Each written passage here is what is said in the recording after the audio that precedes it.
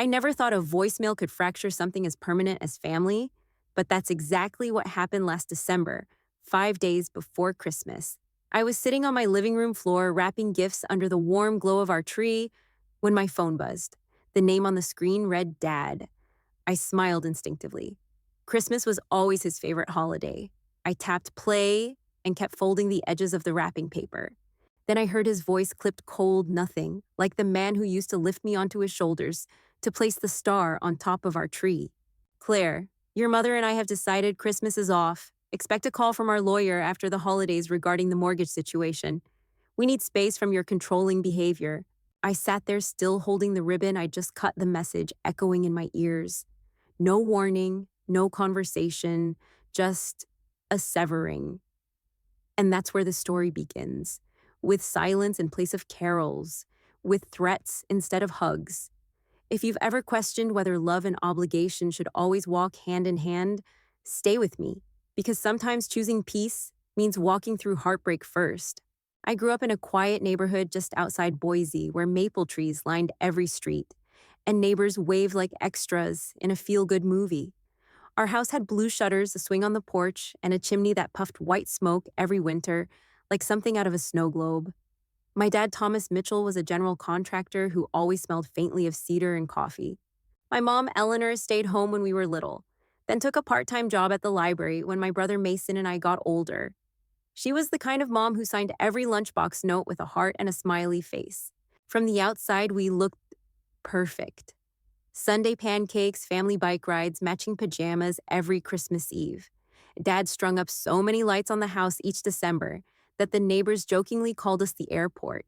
And every year without fail, we gathered around the tree while he read The Night Before Christmas in a voice that made even my too cool teenage self pause and listen. These weren't just traditions. They were the stories we told ourselves about who we were, that we were close, that we looked out for each other, that we'd always be okay. But pictures lie, or at least they crop carefully. What no one saw behind our curated holiday cards were the small fractures forming beneath the surface. Dad's temper on bad work days, Mom's tendency to sweep anything uncomfortable under the rug with a tight smile, the way Mason the golden boy could do no wrong, while my accomplishments were met with polite, distracted nods. At first, those things felt like ordinary family quirks, just part of growing up. But looking back, I realize now they were signs that love in our family came with quiet conditions. As a kid, I tried to earn more love by being better. Straighter A's, cleaner bedrooms, fewer arguments. I thought that if I did everything right, I'd stay in their good graces. It worked mostly, until I became an adult, and right no longer meant obedient. It meant independent. And that's when the cracks became canyons. Because independence to my parents started to feel like rejection, and success, at least when it was mine, seemed to create more resentment than pride. The truth is, many families function just fine until their children grow into people with boundaries. Then love gets tested.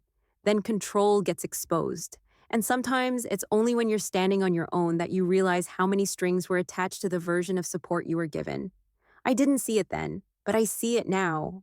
And the moment that truth really hit me, it wasn't during some big fight. It came quietly in a parking lot with a pen in my hand and a mortgage document in front of me. But we'll get to that in the next part. It was a Tuesday in early March when I signed the mortgage papers. The sky was still gray with the tail end of winter, and I remember the air outside. The bank smelled like damp concrete and car exhaust. I had just turned 27. At the time, I was proud of the fact that I could help. I had a stable job, no student debt, a growing savings account, and a credit score that even the loan officer complimented. My parents sat on either side of me at the small wooden desk, smiling nervously. They had been denied their refinancing application twice. "It's just a formality," my mom had said, squeezing my hand. "We'll handle all the payments. You're just helping us qualify." I believed her. And more than that, I believed in them, in our family. I still thought that trust and loyalty were enough to protect me. So I signed. All those tidy little signature boxes, initial here, here, and here. It felt good almost, like I was repaying something invisible. They'd raised me after all, helped with school supplies and softball uniforms, helped me through my awkward years. This was my turn to step up, to give back. But no one ever tells you what it really means to co-sign a mortgage, that your name ties you not just to a building, but to every decision made within it, that you are just as responsible if something goes wrong, regardless of whether you live there, benefit from it, or even know what's happening. And most of all, no one tells you how fast a favor can become a financial leash. Looking back, I can see all the signs I brushed aside. The way Dad had snapped at the loan officer when she asked about their spending history, the stack of unopened credit card offers in their mail pile, the quiet tension between them when I asked how things had gotten this bad. But at the time, I was too focused on the bigger picture. I was saving the family home, the place where we hung stockings and built gingerbread houses and took prom photos on the front steps. The pen was still warm from my grip when my father clapped me on the back and said, "You're a good daughter, Claire." I smiled, hoping it meant I'd finally earned something unspoken, maybe even pride. What I didn't know was that I had just linked my financial future to a sinking ship, and in doing so, handed over a kind of power I wouldn't fully understand until years later. For a while, nothing seemed wrong. They made their payments on time. I went back to my life in Denver, my apartment, my job, my growing relationship with Jake. But slowly, little things started to shift. A phone call here asking for help with a surprise bill, a temporary shortfall there right around bonus season. At first, I didn't think twice. But patterns don't scream, they whisper, and those whispers were about to get louder. We'll talk about that unraveling in the next part when helping out stopped feeling like support and started to feel like a setup. The first time my parents asked for more money, it felt innocent. They were behind on a utility bill, and the check had gotten lost in the mail. It was only $160, and I wired it without hesitation. "Just a bump in the road," Dad had said, chuckling. "Things'll smooth out." The second time it was the roof leaking after a storm. $1, $800. It's not a handout, Mom promised. Just a loan. We'll pay you back by the fall. I believed her. I always wanted to believe her. But fall came and went. So did winter. So did any mention of repayment. Then came Mason's trade school tuition, then a surprise property tax bill, then an emergency dental surgery that somehow coincided perfectly with the week my company announced annual bonuses. Each request came wrapped in warm words and subtle guilt. "You're the responsible one, Claire. You always know how to handle things." The truth, I was handling everything for everyone. I started keeping a spreadsheet quietly late at night when the discomfort grew too loud to ignore. By my 30th birthday, I had loaned them nearly $40,000 in small scattered sums. Not a dime had returned.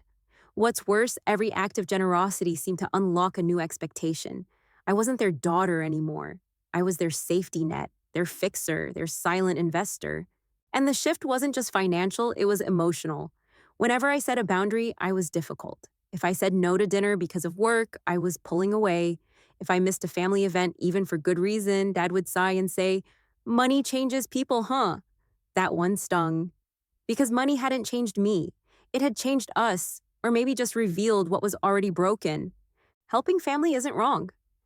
In fact, it's one of the deepest forms of love. But there's a difference between support and sacrifice, between lifting someone up and being laid down like a doormat. Love with strings isn't love, it's obligation disguised in affection. And for the first time in my adult life, I started to wonder, had I ever really been allowed to say no? The breaking point didn't come with a demand. It came with something far more painful and erasure, a Christmas invitation that never came, a celebration I spent planning for alone. That story. We'll get there in the next part. I had this image in my head, one I couldn't shake.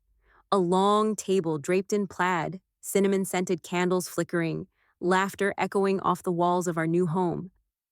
I imagined my parents walking in with a pie mason introducing someone new he was seeing, and Jake squeezing my hand under the table when my mom complimented the centerpiece I'd spent hours fussing over. This was the year I was going to host Christmas. My first real adult holiday, no longer the guest, but the one welcoming everyone in. It felt like a turning point, a clean slate. I planned every detail. A 9-foot Douglas fir, hand-tied stockings recipes passed down from both sides of the family. I spent evenings comparing napkin rings, baking test batches of gingerbread, and putting together gift baskets tailored to each person. Even Mason's girlfriend, whom I hadn't met yet, had a monogrammed ornament waiting on our tree. I wanted everything to be perfect, not just because I loved Christmas, but because I was hoping it could repair something deeper. That maybe for just one day, we could feel like a family again. That all the strange tension, the money whispers, the missed calls, and short replies, maybe it could dissolve in the glow of twinkle lights and spiced cider. But 3 weeks before Christmas Eve, everything cracked. I'd called mom to confirm their arrival time. She sounded distracted. Oh, honey, we'll be a little late. We have to stop by the travel agency finalizing a cruise. A cruise in February. Just 2 months earlier, they had asked for help covering their property taxes. She added cheerfully, 35 years married deserves a celebration. My hand stilled on the bowl of pine cones I was arranging for the coffee table. I didn't want to jump to conclusions, but something felt off. Later that day, curiosity got the better of me. I looked up the cruise line. The base fare alone was over $3,000 per person. That didn't include airfare excursions or onboard expenses. I drove over to their house the next day, telling myself I'd ask gently. Maybe it was prepaid. Maybe there was a reasonable explanation. What I found was a brand new flat screen being mounted in their living room. Designer shopping bags on the counter, mom modeling sundresses for the island weather. When I asked gently how this all squared with their recent financial worries, Dad's smile turned stiff. Are you keeping score now? He asked, sharp and cool. After everything we've done for you. That moment was more than disappointing, it was clarifying. I realized they didn't see my generosity as love. They saw it as duty, as something owed. And worse, they believed questioning their choices meant I was ungrateful. I went home that night, stared at the lights on our Christmas tree, and felt them blur behind tears. Jake, always calm and grounded, sat beside me and said something simple but true. You've been trying to buy connection with responsibility, but they never asked for connection, they just asked for more. And he was right. Christmas was supposed to be a beginning. Instead, it became a mirror, one that reflected back not who I wanted us to be, but who we really were. And when the real blow came, when the voicemail arrived, I understood something I'd spent years trying not to see. Next, I'll take you to the moment everything changed. Not with a fight, not even with words, just a single message and a decision that would rewrite everything. The voicemail came on the morning of December 23rd. I was wrapping Jake's last gift, a cozy wool scarf I'd tucked away since October, when my phone buzzed. Dad lit up on the screen. I assumed it was a call about Christmas dinner logistics, maybe even a change of heart. Instead, it was his voice, cold, formal, rehearsed. Claire, after discussing things with your mother, we've decided Christmas is off this year, at least with you. Your constant questioning of our finances and life choices has become intolerable. Expect a call from our lawyer after the holidays. We need space from your controlling behavior. I didn't cry. Not right away. I just stood there, ribbon dangling from my fingers, the message echoing in my ears like the distant crack of ice breaking. The finality of it, the casual cruelty. It wasn't just Christmas being canceled. It was my place in the family being revoked. All because I asked, how can you afford this one question? One truth too many. Jake found me sitting on the floor an hour later, surrounded by unopened boughs and blinking lights. I handed him the phone.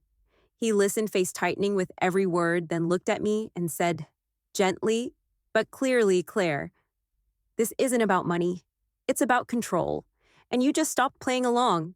That's when I knew something had shifted, not just in them, but in me. I wasn't angry. I wasn't even shocked. I was done. I picked up my phone, typed a single word, understood, and sent it. No begging, no explanations, no rebuttals, just space and choice. That one-word reply wasn't passive. It was powerful. It meant I won't fight you for a seat at a table I built. I won't barter my peace for your approval anymore.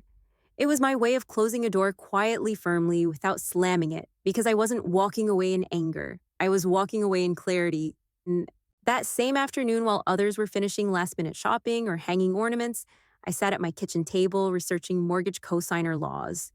What could I legally do? Was it even possible to untangle myself without their cooperation? I found a financial advisor willing to meet immediately. Her name was Lydia Chencom, brilliant, no nonsense. After reviewing the paperwork, she looked up at me and said, Claire, this isn't uncommon. And yes, you have options. That's when I realized I wasn't powerless. I'd just been trained to believe I was. The decision was no longer just emotional. It was financial, legal, and necessary. I wasn't going to let the past hold my future hostage. I would act, but quietly, decisively, like the text I sent, like the woman I was becoming. In the next part, I'll tell you what happened during those 48 hours when silence met panic and my parents called 68 times trying to pull me back into the role I had finally outgrown. The silence didn't last long. Less than 12 hours after I sent that one-word message, understood my phone lit up again. Then again, and again. Over the next 2 days, I received 68 missed calls, 37 from my dad, 22 from my mom. The rest came from Mason, their lawyer, and most surprising family friends I hadn't spoken to in years. At first, the voicemails were curt and commanding. Call us back. Now. Then came the disbelief. We can't believe you'd do this without discussing it first. This is completely irresponsible. The guilt arrived shortly after. Claire, we're worried about you. This isn't like you. You've always been thoughtful and mature. Did Jake put you up to this? And finally, the desperation. The bank is reviewing our financials. They might reassess our loan. Please just stop this. We could lose the house. Each message followed a pattern I'd learned to recognize. Guilt, blame, panic, repeat. It was the same emotional script they'd used for years, except now it was louder, more frantic, and delivered through the tiny speaker of my iPhone. But I didn't answer. Not once. Because deep down, I understood something crucial. This wasn't about the mortgage anymore. It was about control slipping through their fingers, and they were grasping wildly to pull it back. I showed Jake a few of the messages. His response was steady. Claire, this is the chaos that comes when you interrupt a system that's been running on silence. You said no, and the system is panicking. And he was right. Saying no to dysfunction doesn't always feel empowering at first. Sometimes it just feels loud, messy, and deeply unfamiliar. I reminded myself why I started. I reread the mortgage papers. I looked at my spreadsheet, the quiet record of every loan, every emergency, every forgotten promise. And I kept going. Because that's the thing about guilt. It only works if you believe you owe something. But I didn't. Not anymore. I had repaid my share with interest. During those 48 hours, I also began working with a lawyer, a thoughtful, soft-spoken man named Evan Torres, who helped me petition to remove my name from the mortgage. He explained the risks, the steps, the timeline. He told me that these cases are delicate, especially when family is involved. But he also said with quiet certainty, you have every legal right to protect your financial future, and you're not wrong for doing so. That sentence gave me something I hadn't had in years: permission. Not just from the law, but from a rational outside voice. I wasn't cruel. I wasn't cold. I was simply drawing a boundary around my life and refusing to let guilt tear it down again. By the end of the second day, I turned off my phone. Jake and I lit candles, poured tea, and sat in the quiet of our home. The Christmas tree blinked gently in the corner, and I breathed deeper than I had in months. In the next part, I'll take you to the table where the guilt machine lost its power, where I met my parents face to face and finally said what needed to be said. We met on a Saturday morning at a cafe halfway between my place and theirs. Riverside Cafe, small, quiet, with 2 sweet lattes and windows that caught the soft morning light.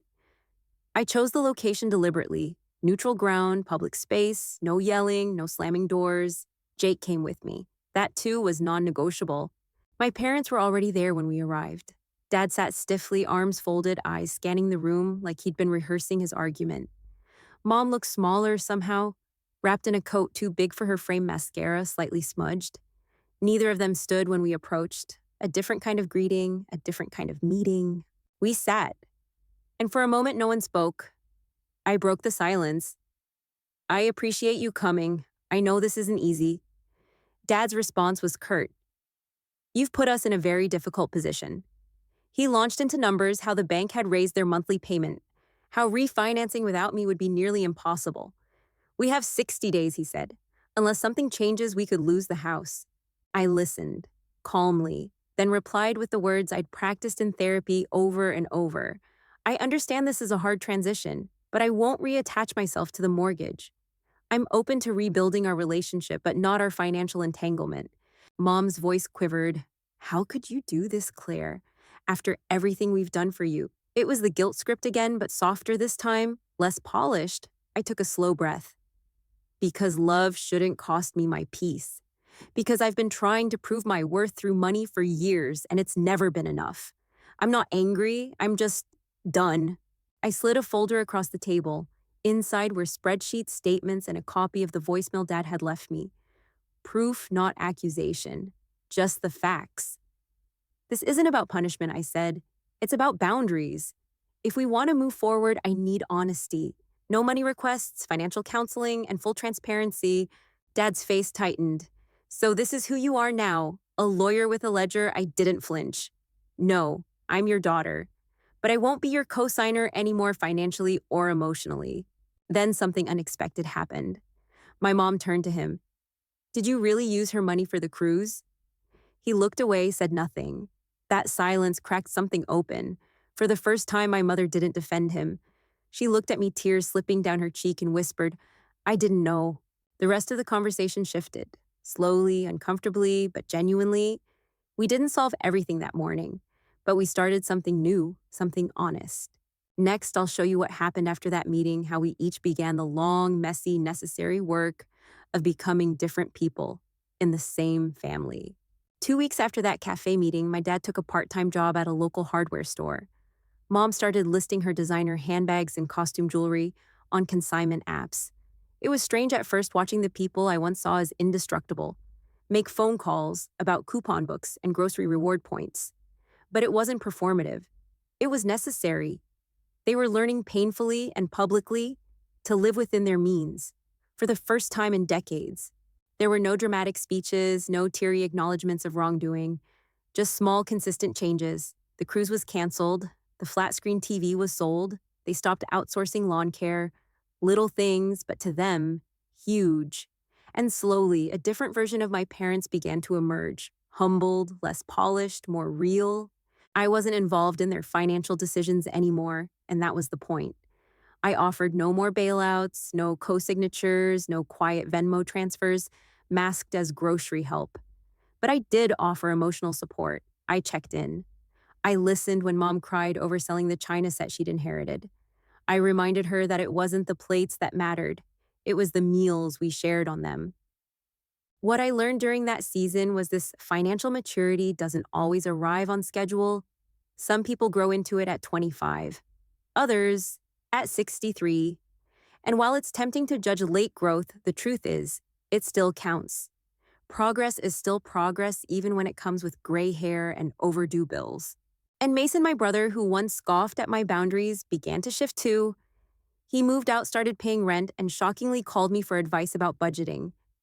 I didn't realize how much you were carrying, he admitted. That one sentence undid years of resentment between us, not all at once, but it was a start. But what began as a fracture became a foundation, one where respect started replacing guilt, where honesty replaced silence, and where for the first time we began building a relationship not on debt but on dignity. The real test, though, came in the spring, when the weather turned warm, and for the first time in years we tried something brave together, gathering again not in crisis but in community. That story, I'll share it with you next. It happened quietly, like most healing does. One bright afternoon in May, I hosted a small barbecue in our backyard, nothing extravagant. Just burgers, a few folding chairs, and wildflowers from the farmer's market arranged in mason jars. It was the first family gathering since the confrontation, and I kept my expectations low. No holiday pressure, no gifts, no grand declarations, just time together in sunlight on even ground. My parents arrived right on time. Dad carried a store-bought peach cobbler, awkward but sincere. Mom brought flowers, the kind she used to plant in front of our childhood home. She hugged me longer than usual. Not a word was said about money or mortgages or missed calls.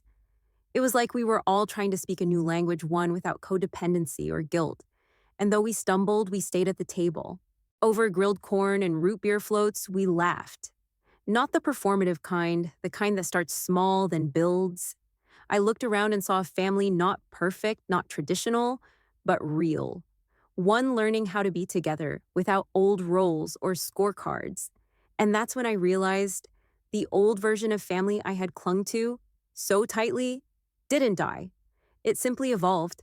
And maybe, just maybe that's what growing up really is, not walking away, but walking forward on firmer feet. Redefining family isn't a clean break, it's a process. It's forgiving without forgetting. It's loving people enough to tell them no and believing you're still worthy of love when they push back. It's accepting that sometimes the healthiest thing you can do for the people you love is make them stand. Jake stood beside me that day watching Mason show off the new basil plant he was determined not to kill. My dad helped Jake flip burgers. My mom complimented the playlist. Nothing dramatic happened, and that was the miracle. Peace didn't arrive with a bow. It arrived in the absence of drama, in the space I had once filled with overcompensating. There was now ease. So if you're watching this wondering whether you're terrible for setting boundaries or selfish for saying enough, you're not. You're brave. You're human. And sometimes to love your family well, you have to start by loving yourself without apology. This wasn't the end of our story, but it was the end of one chapter and the beginning of something real. Thank you for being with me through this journey. If this story resonated with you, share it. Comment below with your own turning point. And remember, your peace is not negotiable. You are allowed to grow even if it means outgrowing expectations. If you've made it this far, thank you. Truly. Stories like this aren't easy to tell or to hear. They touch something tender in all of us, the need to be loved without conditions, to feel safe inside our own families, and to stand tall in our truth, even when it shakes the ground beneath us. Maybe you've been the reliable one, always stepping in, always saying yes, even when it cost you. Maybe you've questioned whether setting boundaries makes you cold. Maybe you've been told that family is everything, even when that family left you emotionally drained and unheard. You are not alone. We are so many quietly carrying too much, hoping that love will make the weight feel lighter. But real love doesn't ask us to shrink. It doesn't thrive in silence. It grows in honesty and respect, in accountability. And sometimes the most loving thing we can do is walk away just far enough to see clearly. If this story reminded you of your own, I invite you to share a part of it in the comments.